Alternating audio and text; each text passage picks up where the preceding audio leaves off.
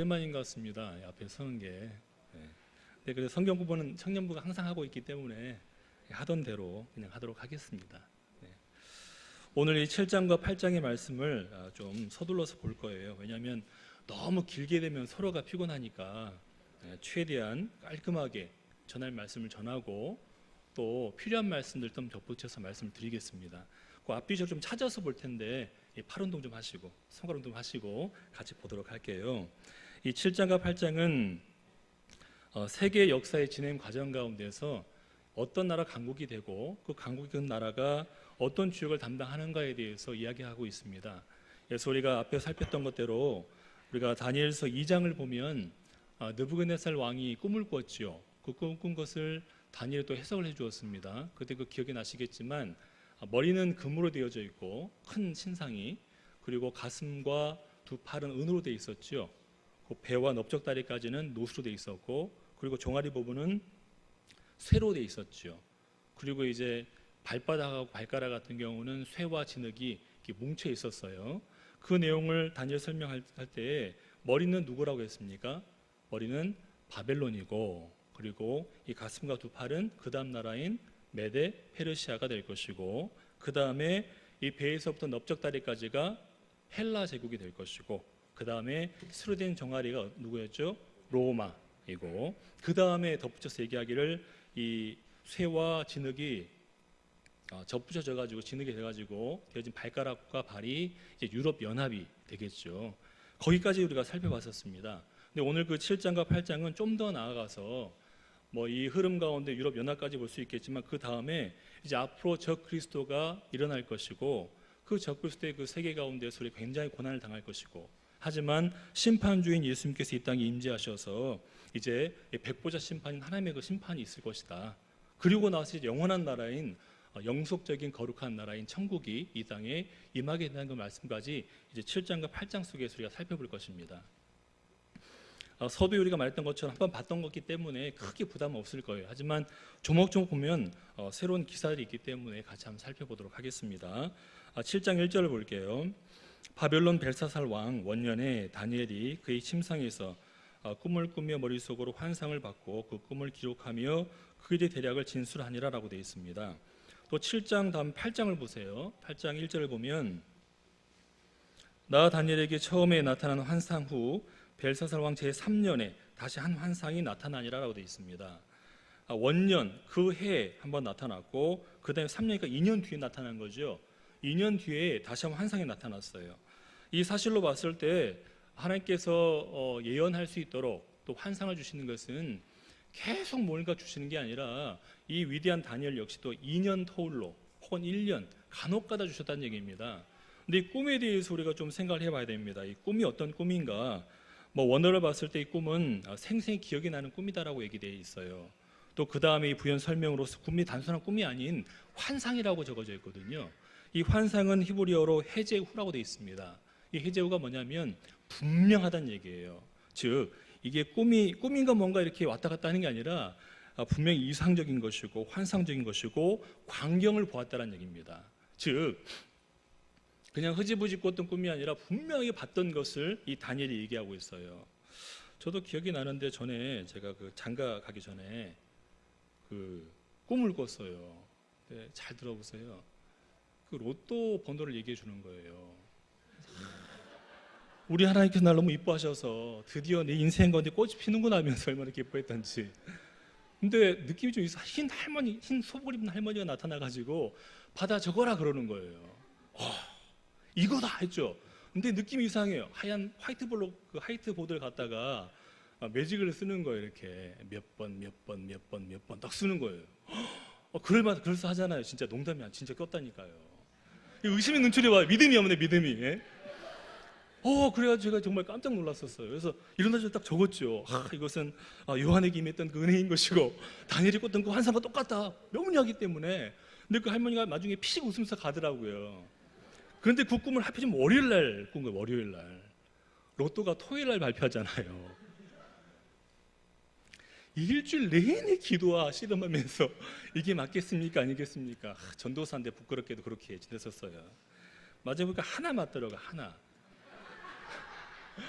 하나 맞아가지고 제가 그 일주일간 제가 얼마나 그 청거란 꿈을 제가 계속 그 청사진 찍었는지 우선 12일주를 정확히 떼고 교회 우리 하나 딱 지어드리고 또 필요한 것 좀 쓰고 이렇게 해서 이렇게 하겠다는 생각까지 했었는데 그때 그 기억이 납니다. 그 꿈은요 그냥 개꿈이죠. 하지만 이 다니엘이 꾼 꿈은 역사를 좌우지하는 흐름이 어떤 것인가를 분명히 말씀하시는 그런 거대한 꿈이었어요. 민족을 살리는 꿈이었습니다. 그래서 분명한 꿈을 주시는데 그냥 막 허락하는 게 아니다. 나중에 이 다니엘이 이 8장 끝에 보면요 다니엘이 몸살이 나버렸어요. 27절에 보세요. 8장 27절 이에 나 다니엘이 지쳐서 일어날 앓다가 일어나서 왕의 일을 보았느니라 돼 있어요. 이게 굉장히 고된 일이거든요. 힘든 일이거든요. 민족이 어려움을 당하는 것, 또 고난 가운데 힘들어하는 것을 보는 것도 많이 힘들지만 그 꿈 가운데 환상 가운데서 하나님과 더불어서 그 모든 걸 알게 되는 계시가 얼마나 힘든지 모릅니다. 빗대어 본다면 우리가 삶을 살아갈 때 헌신하여서 교회를 한다는 것 역시 굉장히 힘들어요. 내 마음으로는 그냥 소리 소문 없이 하나님께 순종한다 말하면서 그냥 열심히 섬겼더니 근데 돌아온 얘기는 그런 얘기가 안 들릴 수도 있거든요. 내 바람과 같지 않게 이상이 들릴 수가 있어요. 그런 것을 견디어라. 이 세상은 그렇게 길지 않다라는 거예요. 이 세상 동안에 오해받을 수도 있고 또 어려움 가운데 있을 수도 있겠지만 견디고 맡은 바 임을 충성을 다한다면 내가 네 중심을 알고 네 중심을 알기 때문에 나중에 너희가 보상하겠다라는 그런 말씀들이 분명히 있습니다. 7장 2절을 보시면 이러한 일들이 있었습니다. 자, 다니엘이 진술하여 이르되 내가 밤에 환상을 보았는데 하늘에 내 바람이 큰 바다로 몰려 불더니 큰 짐승 넷이 바다에서 나왔는데 그 모양이 각각 다르더라 돼 있어요. 계시록 13장 이하를 보게 되면 이 바다에서 출몰하는 짐승이 있죠. 나중에 2차 부활이 있잖아요. 첫째 부활, 둘째 부활이 있죠. 우리 계시록 배웠었잖아요. 첫째 부활은 우리가 진정 그리스도 안에서 충성을 다해 삶을 살아갔던 순교했던 분들이나 참 그리스도인들이 그냥 부활하는 아름다운 부활입니다. 근데 두 번째 부활은 심판을 위한 부활이에요. 그때 이 바다가 모든 죽은 자를 다 토해낸다고 되어 있어요. 본다면 같은 바다인데 하나님을 대항하여는 어떤 큰 무리를 말하는 것이죠. 그래서 큰 짐승 넷이 바다에서 나왔습니다. 4절 보니까 첫째는 사자와 같은데 독수리 날개가 있더니 내가 보는 중에 그 날개가 뽑혔고 또 땅에서 들려서 사람처럼 두 발로 서게 함을 받았으며 또 사람의 마음을 받았더라. 또 본이라고 돼 있어요. 첫째 이 사자는 누구겠습니까? 바벨론이겠죠. 그렇죠? 근데 이 사자는 맹수 중에 맹수잖아요. 맹수의 왕이죠. 그다음에 보니까 독수리의 날개가 있습니다. 독수리는 흔히 어떻게 우리가 생각합니까? 조류 중에 날 것들 가운데서는 그래도 왕인 것이죠. 왕과 왕의 그 기능이 합쳐졌으니까 얼마나 대단하겠습니까? 이 바벨론이 이 나라를 정복할 때 그런 모습으로 정복을 했거든요. 그와 같이 큰 자가 있을 것인가라고 반문할 정도였습니다. 하지만 그런 자가 있었지요.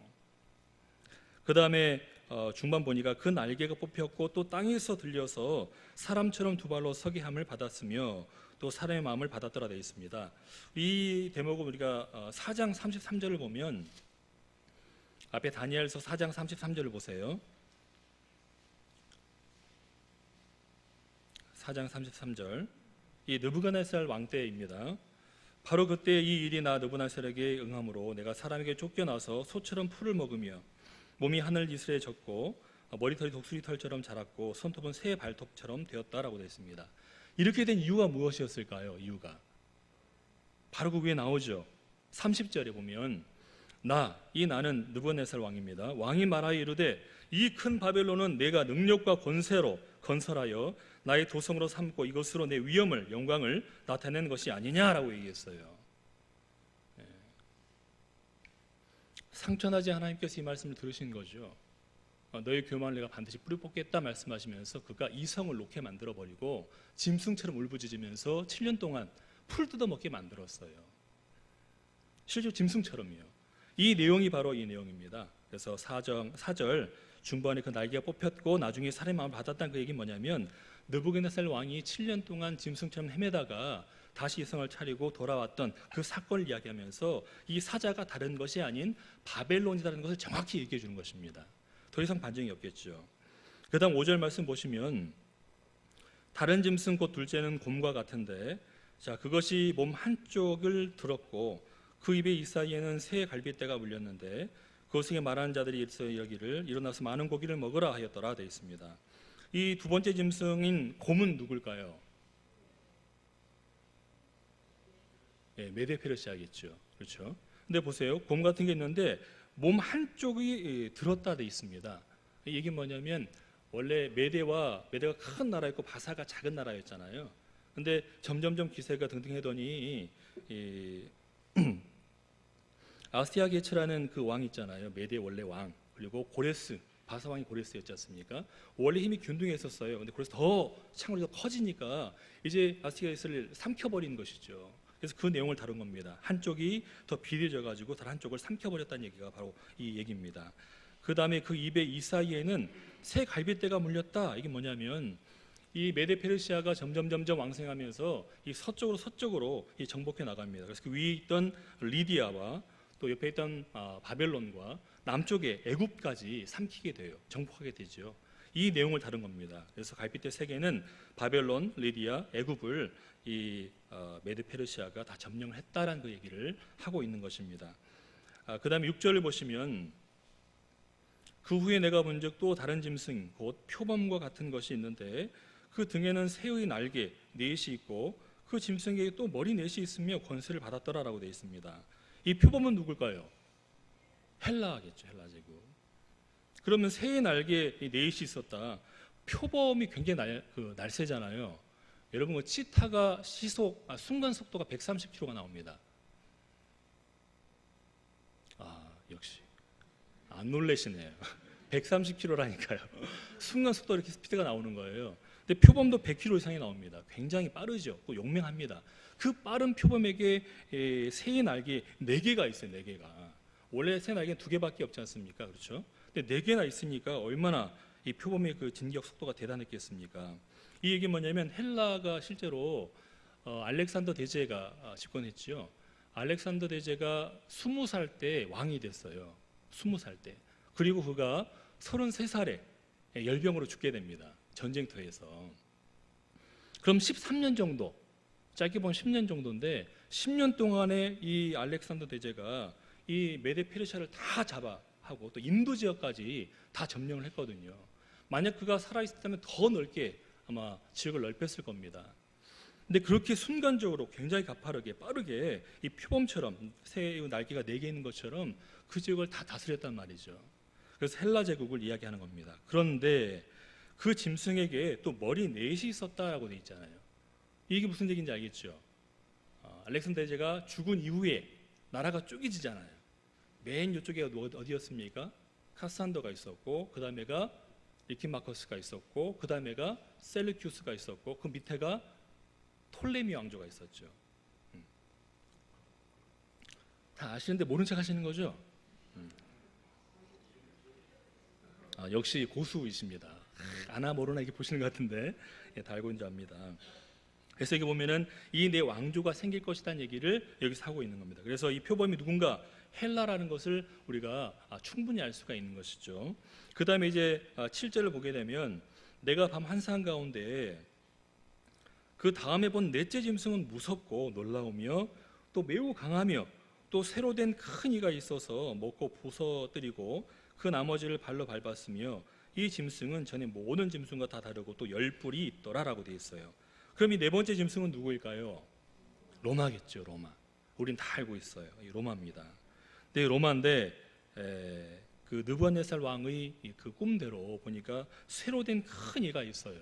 부서뜨린 다음에 끝나는 게 아니라 그걸 또 밟아버리고 없애고 막 그런 잔인한 행동을 하게 됩니다.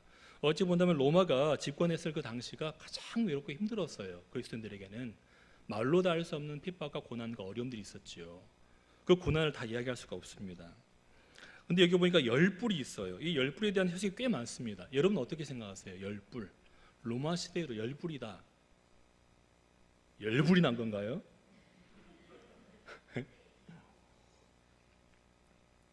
이 10뿔에 대한 내용을 이 다니엘 예언자도 굉장히 괴로워했어요. 몰랐어요, 잘. 그래서 참 친절하게도 그 다음에 해석이 나와요. 19절 이하를 보면 넷째 짐승에 대한 포커스를 맞춰가지고 설명을 해줍니다. 근데 24절을 보세요.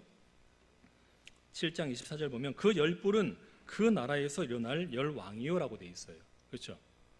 어떤 뭐 세대주의자 같은 경우는 열불이 이 사탄이다 한 분도 계시고, 뭐 열불이 나중에 유럽 연합이 나눠진 것처럼 로마 이후에 로마가 패망되었을 때 나뉘어지는 10개의 어떤 뭐 도를 얘기하는 것이다. 그 도가 다 나라가 된다. 그 얘기하는 분들 많이 있거든요. 근데 분명한 것은 설명이 되어져 있습니다. 그 열불은 그 나라에서 일어날 열 왕들이다라고 얘기했습니다. 그래서 로마 왕 보게 된다면 굉장히 기독교를 박해했던 왕들이 많죠. 그래서 네로라든지 도미티아누스라든지 트리안, 디오클레타인 등등등 10명이 넘는 사람들이 많이 있습니다. 그들이 굉장히 그리스도인을 괴롭게 했었죠. 그런데 8절 말씀 보세요. 이제부터 넘어갑니다. 지금까지는 이 나라 세계의 강국이 어떻게 흘러가는지에 대한 얘기를 살핀 것이고, 이제 8절부터 보시면 내가 그 뿔을 유심히 보는 중에 다른 작은 뿔이 그 사이에서 나더니 첫 번째 뿔 중에 셋이 그 앞에서 뿌리까지 뽑혔으며 이 작은 뿔에는 사람의 눈 같은 눈들이 있고 또 입이 있어 큰 말을 하였더라고 되어 있습니다. 느낌이 뭐인 것 같아요? 적그리스도죠.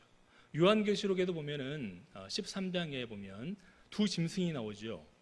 여러분 배우셨을 때 용은 사탄을 얘기하고 짐승은 뭘 얘기했죠? 여기 나오는데 적그리스도, 그리고 음녀는 뭐였습니까? 거짓 선지자들을 했었죠.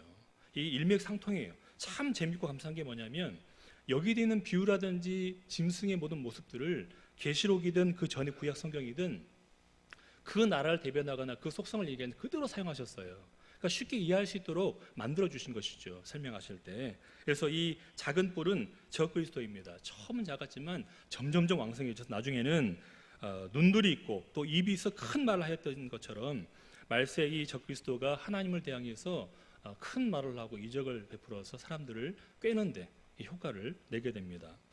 이 말씀을 봤을 때 계시록 13장 13절이 기억이 났어요. 결국 이 큰 말을 하고 눈으로 살피는 것은 뭐냐면 이 적그리스도가 믿는 그리스도인들을 지옥불로 끌어당기는 것이거든요. 믿지 못하도록. 히브리서 말씀 보면 6장에 나오는데요. 히브리서 6장에 보면 배도한 그리스도인에 대해서 얘기하고 있습니다. 너희가 성령과 함께해서 그 은혜를 입은 자로서의 삶을 살아가다가 하나님을 배반하고 배도하게 되면, 믿지 않는 자가 되게 되면, 물론 그때 영지주의에 빠져서 빠져나가는 겁니다. 그렇게 되면 너희는 아니 믿는 만 못하다라고 얘기합니다. 그러면서 그런 행위는 곧 예수 그리스도를 다시 한번 십자가에 못 박아놓고 부끄럼 당하게 하는 것이다라고 얘기했어요. 그렇게까지 배도하지 말고 하나님 믿고 성령 가운데 충만한 자로 삶을 살아갔다면 그 삶을 영위해라, 잊지 말아라, 끝까지 견디어서 소망을 이루라 말씀했던 겁니다. 그런데 오늘 이 말씀 보면 그런 모든 사람들을 꿰어내가지고 지옥불로 다려고 가는 겁니다. 이 적그리스도가. 어떻게 해서 그렇게 할 수 있을까요? 여러분, 이단이 왜 이단일까요? 그렇죠. 이 달을 잊자, 다 끝단자예요. 비스무리합니다. 가는 거는 출발은 똑같이 해요. 근데 각자 다른 데로 가고 있어요. 이게 이단이에요. 끝이 다른 거거든요. 지금 이단이 그런 겁니다. 나중에 우리가 한번 살펴보겠습니다. 계시록 13장 볼까요? 여기 보면 말세 때 어떻게 하는지 이렇게 나와 있어요. 계시록 13장 보시면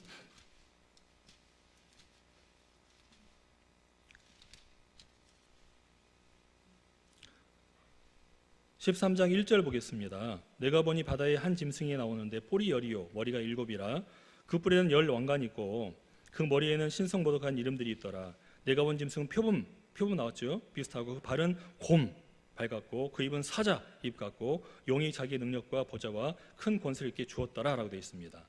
그렇죠. 그다음 볼까요?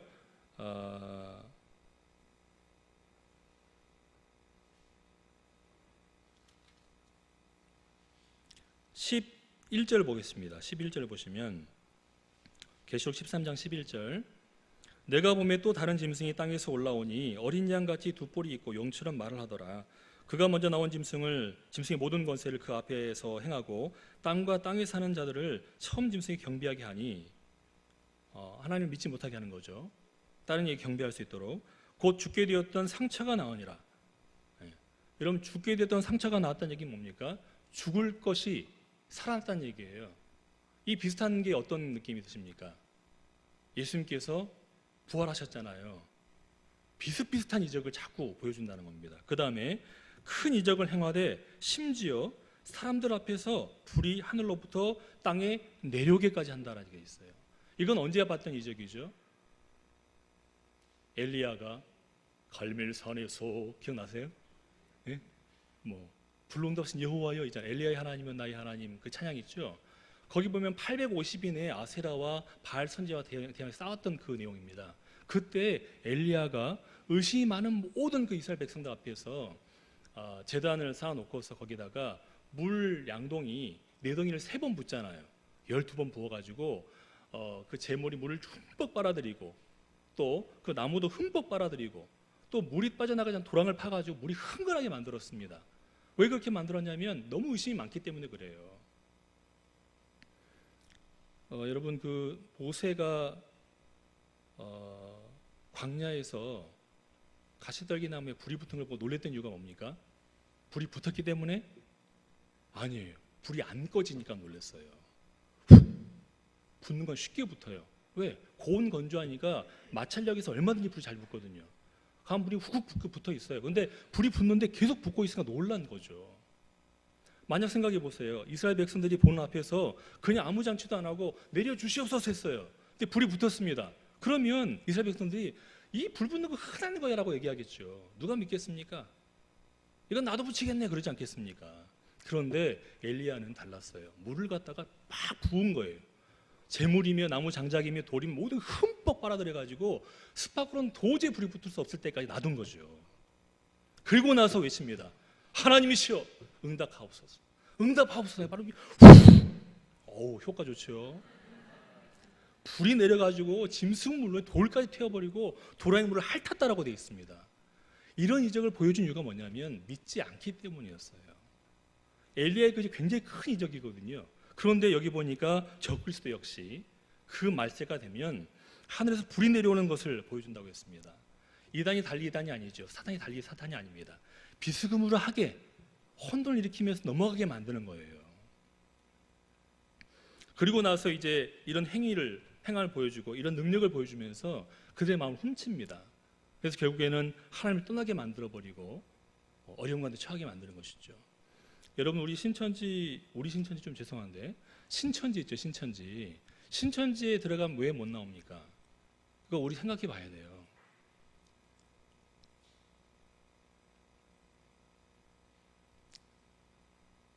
왜 그럴까요?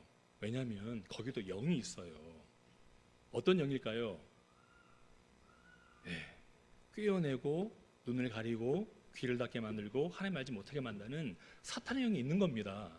거기서 이적이 안 일어날까요? 일어나요. 그러니까 지금 하는 얘기가 뭡니까? 우리가 이적을 쫓아 삶을 살아가면 인생이 헛되게 되는 겁니다. 결정적인 순간에 이 말씀을 모르게 되면 그 이적이 혹해서 넘어가는 거예요. 어떻게 하나님이 안 하시면 이렇게 할 수가 있을까? 보니까 어떻게 하늘에서 불이 내려온다니까요. 생명을 주는 것 외에는 모든 게 사탄이 할 수가 있습니다. 마지막 때는 그렇게 하게 내버려 두신다 말씀하셨어요. 그렇게 본다면 우리는 이적을 쫓아 어떤 유행을 쫓아 삶을 살아가면 안 된다는 것입니다. 그것보다는 오늘 말씀처럼 이 말씀을 붙들고 삶을 살아가야지만이 흔들지 않을 수 있습니다. 저는 성령님의 역사를 믿습니다. 지금도 일어나요. 제가 기도하면 병자가 안 낫겠습니까? 믿지 못하시네요. 안 날 수도 있어요. 제가 하는 게 아니니까. 우리 집사님, 아버지 후광이 우리가 기도하면 믿고 기도하면 되는 겁니다. 그러면 하나님께 쓰실 때 성령께서 함께 하셔서 능력이 나갈 수 있는 것이고, 아니면 안 나가는 거죠. 고치지 않는 것도 응답일 수 있습니다. 아이에게 칼을 주겠습니까? 불을 주겠습니까? 아니요. 그건 안 주는 게 응답인 것이거든요. 우리는 이성적으로 생각해 봐야 됩니다. 그리고 성령께서 하시는 그 성령 역사들을 무시하지 말고 인정해야 됩니다. 병이 나을 수도 있어요. 환상이 보일 수도 있습니다. 정말 필요하다면. 근데 안 보여주실 거예요. 웬만하면. 지금은 보여줄 필요가 없거든요. 계시록에 다 해놓으셨기 때문에 보여줄 필요가 없습니다. 하지만 성령의 역사를 우리가 부인하고 무시하면 안 되는 거예요. 성령을 바로 알 때 성령 역사는 우리가 분명히 알고 그분을 존대하고 그분도 인격이시거든요. 성령 오시옵소서가 아니에요. 성령님 오시옵소서라고 초청하면서 삶을 살아가야 진정한 그리스도인입니다. 그분의 능력을 잊지 마시고 함께 사시기를 부탁을 드립니다. 그래서 이 8절까지의 말씀은 이제 말세가 되면은 결국 적그리스도가 일어나서 교인들을 꿰어내고 또 그들 가운데 어려움을 줄 것이고 하나님도 분리시킬 것이다라는 그 내용이 나와 있습니다. 그 다음 이제 9절 볼까요? 내가 보니 왕자가 놓이고 옛적부터 항상 계신 이가 누구시겠습니까? 하나님이시죠. 하나님께서 그 왕자에 앉아 계신 겁니다. 이 내용이 계시록 4장 2장에도 나오죠. 그래서 거기서 하나님의 왕자가 계시다라는 그 얘기가 나옵니다. 그래서 그의 머리털은 깨끗한 양의 털같이 그의 보좌는 불꽃이요 그의 바퀴는 타오르는 불이며 불이 강처럼 흘러 그의 앞에서 나오며 그를 섬기는 자는 천천히요 그 앞에서 모셔선 자는 만만이며 심판을 베푸는데 책들이 놓여 있더라. 천천과 만만은 수를 표기한 게 아니라 그만큼 많다는 얘기예요. 어마어마한 무리, 허다한 무리가 있다는 얘기입니다. 그리고 보니까 심판을 베푸는 책들이 있다. 이 책 기억나죠? 생명책 기억나시죠? 네, 그 내용이 또 20장에 나와요. 계시록 20장에 생명책 얘기가 나오니까 여러분들 쉽게 일반 직장에 갔었을 때 공격받는 게 있어요. 우리나라를 잘 지킨 이순신 장군 지옥 갔냐 천국 갔냐. 우리 할머니 할아버지 법 없이 살 분이셨는데 천국 갔냐 지옥 갔냐. 예수님이 복음 증거자로서 예수님 알기 이전, 오시기 이전에 죽은 사람들은 천국 가냐 지옥 가냐 안 물어보시던가요? 많이 안 물어보시네요. 네. 그럼 여러분 어떻게 대답하세요? 그렇죠. 그건 정답이에요. 하나님 아시죠? 하지만 성경책에 나와 있습니다. 무슨 퀴즈 하는 것 같은 느낌인데 죄송합니다. 요한계시록 잠깐 볼까요? 다 배우셨단 말씀드린데 요한계시록 20장 12절을 보세요. 11절부터 보겠습니다. 11절, 12절 보겠습니다. 네, 같이 한번 읽어보겠습니다. 요한계시록 20장 11절과 12절 시작.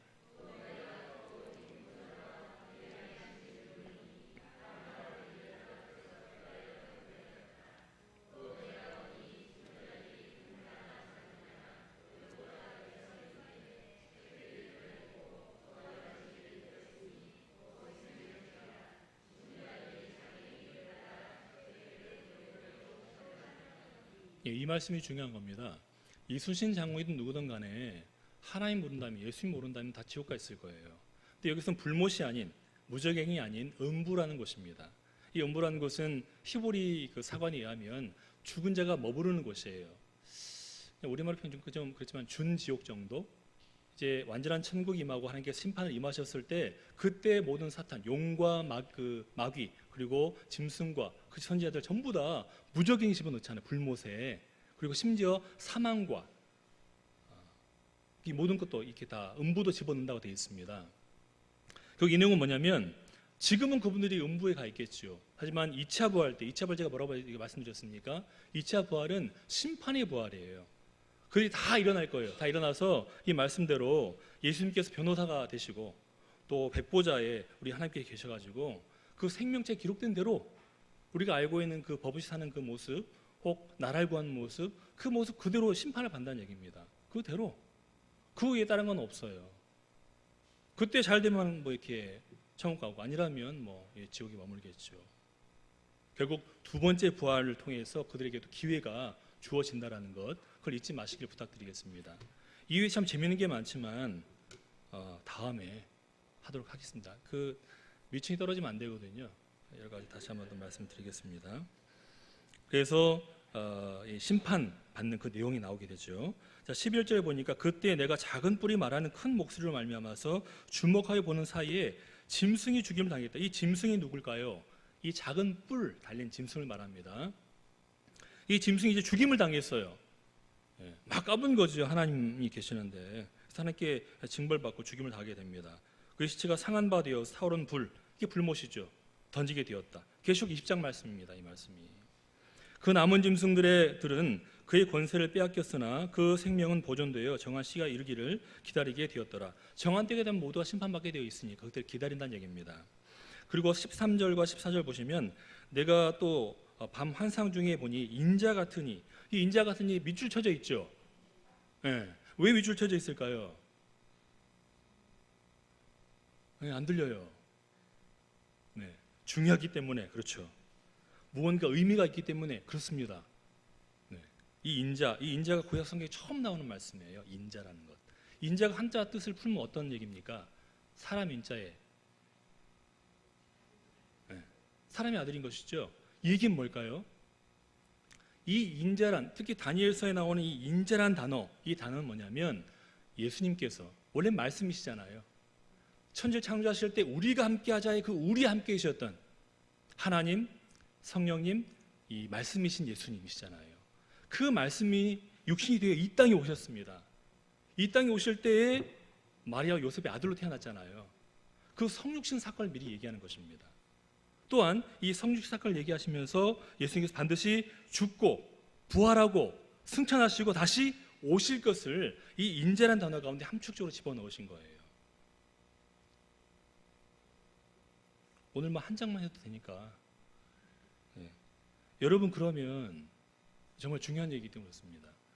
예수님께서 이 땅에 오셔야 될 이유가 무엇이었을까요? 예수님 왜 오셔야 됐을까? 하나님이 네가 가라 이렇게 가셨을까요? 왜? 예.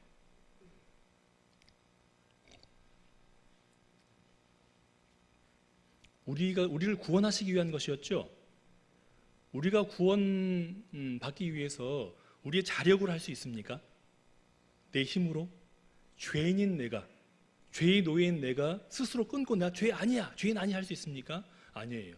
인도에는 지금도 카스 제도가 있습니다. 그래서 브라만 계급, 크샤트리아, 바이샤, 수두라 등등등. 이 천민이 엄청 많으니까 수두룩하다, 수두라 하겠죠. 수두라. 근데 보면 이 흐름대로 그대로 살아가고 있어요. 근데 지금 거기에 노예가 있거든요. 그 노예 자녀들은 그냥 일반 평민일까요, 노예일까요? 노예죠. 노예는 주인의 부속물입니다. 물건이죠. 그 물건이 생산해서 돈을 벌어온다, 혹은 뭘 만들었다. 그건 그 노예일 것일까요, 주인의 것일까요? 주인의 것입니다. 분명히 알아야 돼요. 죄의 노예인 우리는 결단코 어떻게든 살아날 수가 없습니다. 죄 가운데 걸 수밖에 없어요. 어떻게 몸부림쳐도 내 자력으로 해도 결단 구원받을 수가 없어요. 그런데 예수님은 오셔서 그걸 해내셨거든요. 왜냐하면 그분만이 할 수 있기 때문입니다.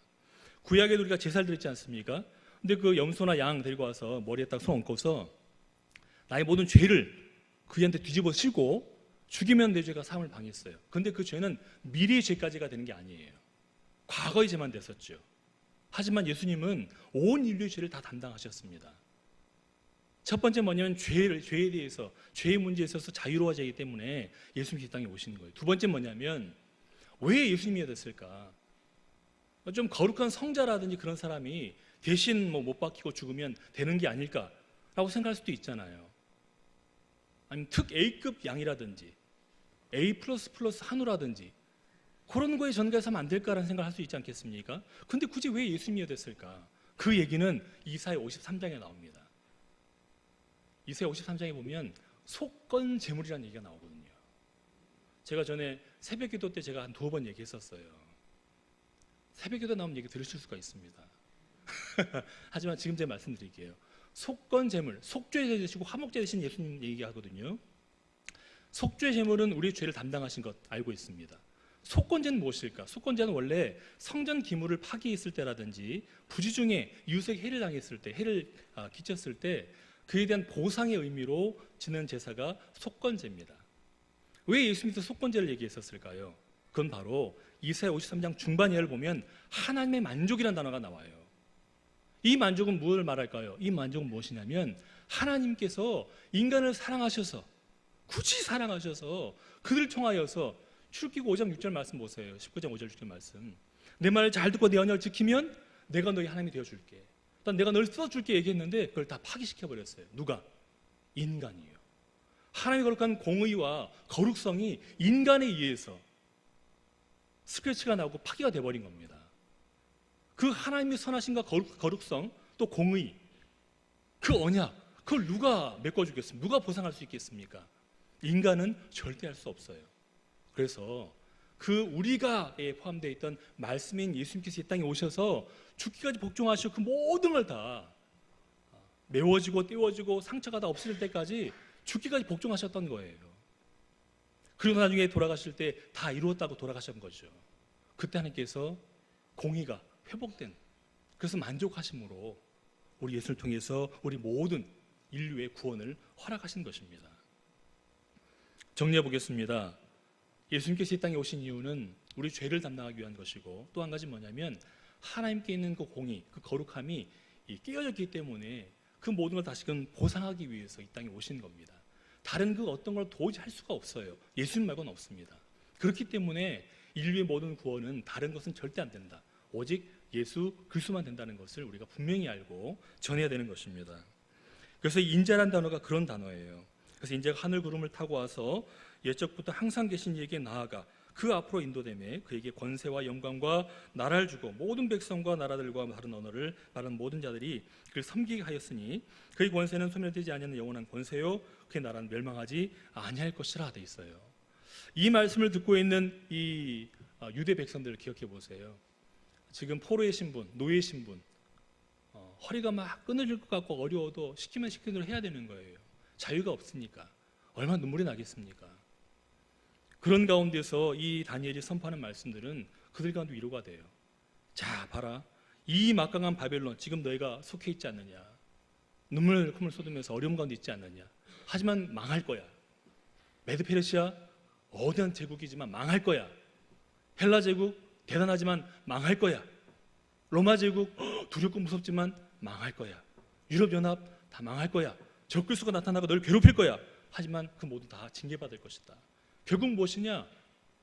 참 하나님이신 우리 하나님께서 이 땅에 오시고 그 하나님께서 통치하신 그 나라가 오면 우린 그 소망 가운데 삶을 살아갈 수 있다.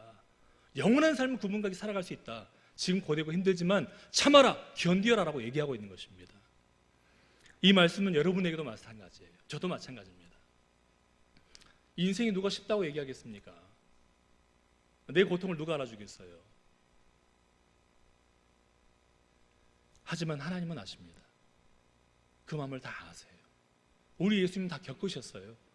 더 깊은 마음으로 그 마음을 이루하시고 아십니다. 그러므로 내가 곧 갈 것이다. 염려하지 말아라. 온 이 세상에 있는 모든 건 망하고 없어지겠지만 거룩한 하나님의 나라는 멸망하지 않는다. 참고 기다리며 소망 가운데 인내해서 그 말씀 가운데 따르고 결국 그 소망의 인내를 통하여서 하나님 나라를 이어받는 그 유업에 동참하는 그리스도인이 되라라고 말씀하는 그 내용들입니다.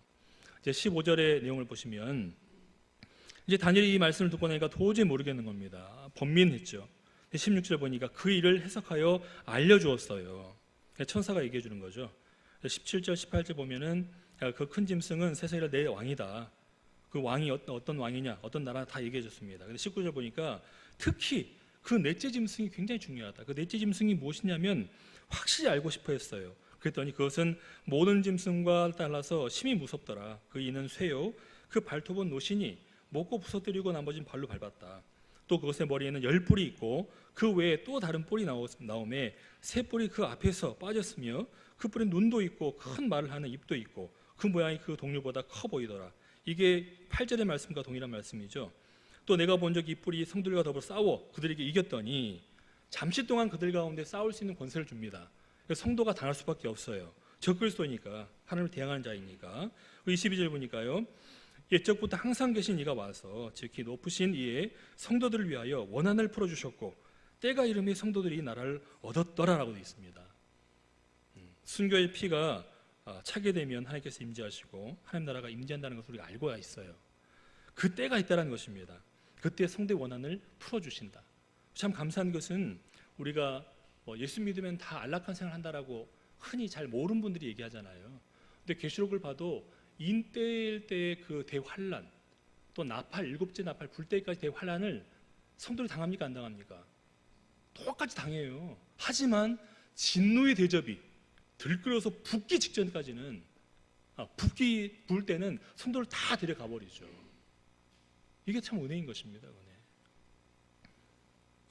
그래서 그 때가 되면 너희가 하나님 나라에 들어갈 것이다라고 또 위로하고 있는 것입니다. 그래서 25절 말씀 보면 그가 장차 지극히 높은 이를 말로 대적하며 또 지극히 높으신 이의 성도를 괴롭게 할 것이며 그가 또 때와 법을 고치고자 할 것이며 성도들은 그의 손에 붙임 바 되어 한 때와 두 때와 반 때를 지내리라 되어 있습니다. 이 한 때, 두 때, 반 때는 3년 반 정도가 되죠. 그런데 이것은 계시록 13장 5절에 이 말씀이 나와요. 거기서는 달로 얘기하는데요. 몇 달쯤 된다 얘기하는데 대개 3년 반 정도 그들에게 이 세상의 모든 권세를 맡긴다라고 되어 있어요. 그 다음에 절대적인 심판이 있고 하나님 나라가 도래하는 그 내용을 우리가 알 수가 있죠. 26절 보니까요. 그러나 심판이 시작되면 그는 권세를 빼앗기고 완전히 멸망할 것이다 라고 얘기하고 있어요. 또 나라와 권세와 원천하 나라들의 위세가 지극히 높으신 이의 거룩한 백성에게 붙임바 되리니 그의 나라는 영원한 나라이라 모든 권세에 있는 자들이 다 그를 섬기며 복종할 것이다 라고 말씀하고 있습니다. 이 8장을 제가 좀 빨리 보고 끝내도록 할게요. 이 8장의 내용 아까 얘기했지만 3년 뒤에 2년 뒤에 또 다니엘에게 선포된 말씀입니다. 환상입니다. 3절 보세요.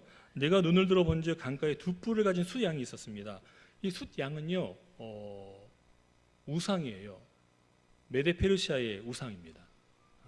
그래서 이 숫양이 누구냐? 메데페르시아다라는 것을 다시 한번 강조하고 있죠. 근데 한 뿔은 다른 뿔보다 강하다, 더 길었다. 이건 불균형이죠. 이 얘기 마찬가지인데 고레스가 그 메데 지역을 삼키는, 정복하는 그 내용을 다룬 것입니다. 그리고 5절 말씀 보세요. 내가 생각할 때에 한 숫 염소가 서쪽에서부터 와서 온 지면에 두루 다니되, 이 숫 염소는 누구일까요? 그러면 헬라겠죠. 메데페르시아는 헬라니까 헬라 제국을 얘기하는데 땅에 닿지 아니하며라고 되어 있어요. 이 얘기는 아까 얘기했던 표범인데 날개 4개가 있었던 거 있죠. 새 날개 4개 있던 그와 같이 땅에 닿지 않을 정도 빨리 달려서 급하게 그 왕국을 만들어 갔다는 그 내용입니다. 그리고 염소의 두 눈 사이인 현저한 뿔이 있더라. 이 뿔은 누구일까요? 알렉산더 대제를 얘기하는 것이죠.